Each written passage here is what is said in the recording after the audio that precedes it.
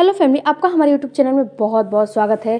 Friends, caesarean delivery या normal delivery के बाद कब से संबंध बनाना शुरू कर देना चाहिए? कब से आपको सेफ रहता है संबंध बनाना? या फिर फ्रेंड्स, जब आपकी सीजर डिलीवरी होती है तो कितने दिनों के बाद आपकी सीजर डिलीवरी होती है, तब आपके जो टाँके लगे होते हैं केवल वो ऊपर ऊपर ही नहीं लगाए जाते हैं। आपके यूट्रस काटा जाता है, इसके बाद आपकी स्किन काटी जाती है, इसके बाद 3 लेयर काट के तो आपके शिशु को बाहर निकाला जाता है। तो उसके आप खुद समझ सकती हैं कि उसके हीलिंग में भी काफ़ी आपको टाइम लगेगा, उसको सूखने में भी काफ़ी समय लगता है।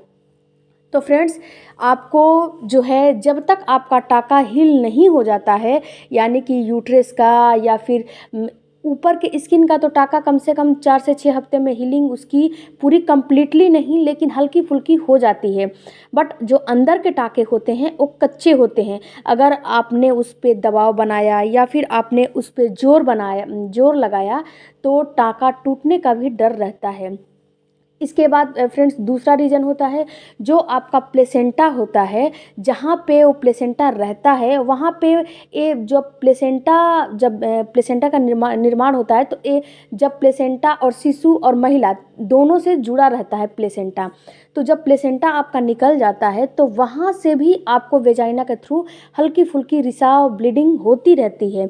तो फ्रेंड्स, जब तक ये ब्लीडिंग ना पूरी तरह से ठीक हो जाए तब तक आपको रिलेशन में नहीं रहना चाहिए। इसके अलावा अब बात करते हैं नॉर्मल डिलीवरी की। तो देखिए फ्रेंड्स, नॉर्मल डिलीवरी में भी टाँके लगाए जाते हैं, 2-3 स्टिच ही लगता है लेकिन लगाए जाते हैं।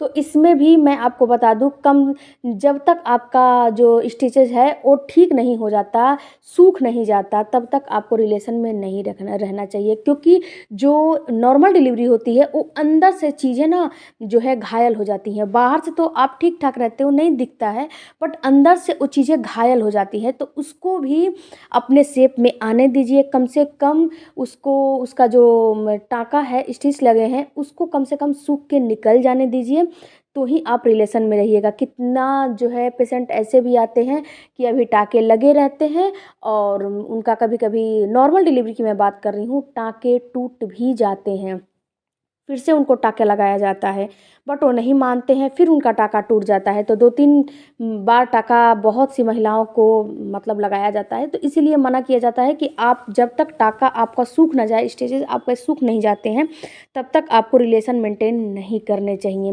फ्रेंड, जब आपकी सीजर डिलीवरी हुई है तो आपको एटलीस्ट 4 से 6 हफ्ते तो रिलेशन में नहीं रहने चाहिए, बिल्कुल ही नहीं रहने चाहिए।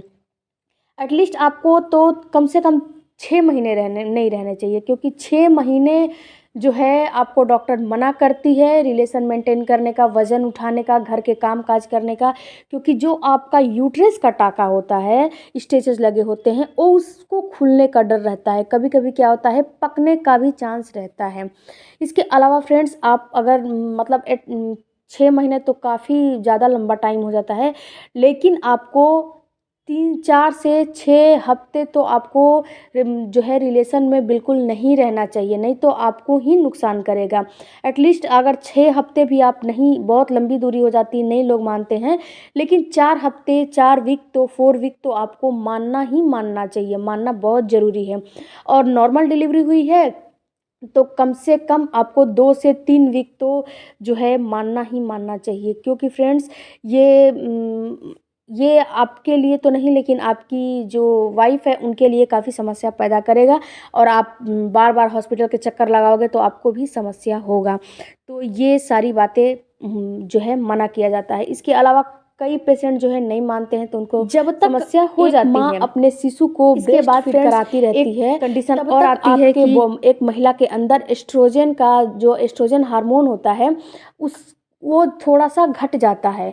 तो एस्ट्रोजन हार्मोन आपके बॉडी में क्या करता है कि जब आप रिलेशन में रहते हो तो आपके वेजाइना में लुब्रिकेशन का काम करता है, वहाँ पे ब्लड फ्लो बढ़ाता है, जिससे कि जब आप रिलेशन मेंटेन करते हो तो वहाँ पे जो है लुब्रिकेट आपका वेजाइना होता है, यहाँ पे ये चीज़ कम हो जाती है। और जब आप रिलेशन में रहोगे तो यहाँ पे आपको ड्राइनेस का सामना करना पड़ेगा। और जब आप ड्राइनेस का सामना करोगे तो टाँके टूटने का भी डर रहते हैं, या फिर टाँके निकल भी गए हैं तो भी जो है बहुत पेन होने के चांस काफ़ी रहते हैं। इसीलिए इसलिए भी मना कर किया जाता है। तो कम से कम एटलीस्ट 6 हफ्ते तो आपको मान लेना ही चाहिए, क्योंकि ये 3 रीज़न होते हैं। ये 3 रीज़न बहुत बड़ी होती है जो कि आपको संबंध नहीं बनाने चाहिए। नॉर्मल डिलीवरी हो या फिर सीज़र डिलीवरी हो। सीज़र डिलीवरी में तो बिल्कुल ही नहीं बनाने चाहिए। नॉर्मल डिलीवरी में तो थोड़ा बहुत काम चल भी जाता है, बट सीज़र डिलीवरी में बिल्कुल नहीं चलता है।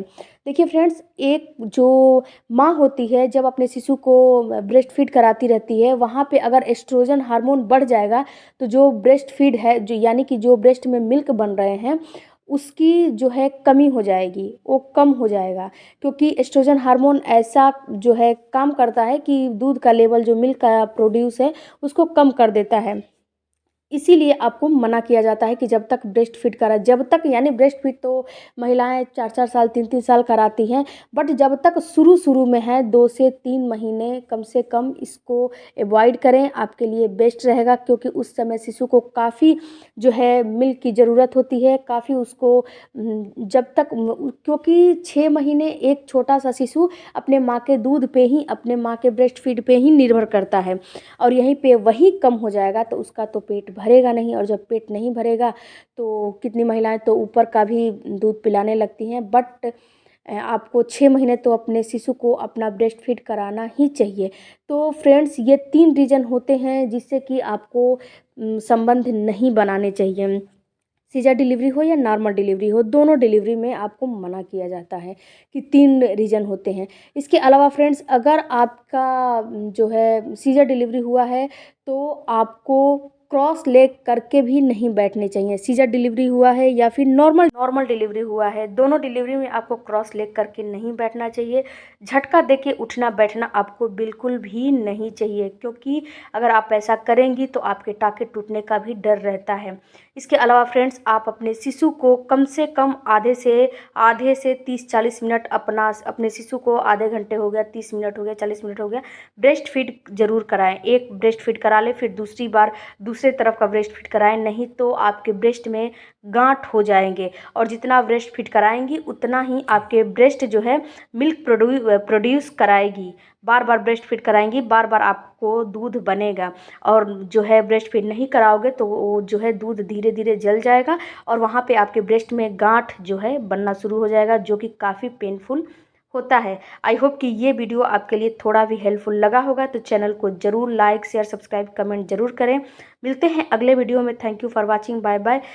कोई भी आपकी क्वेरी है तो कमेंट बॉक्स में ज़रूर दें, आपके सवालों के जवाब ज़रूर दिया जाएगा। Thank you for watching, bye bye, take care, धन्यवाद।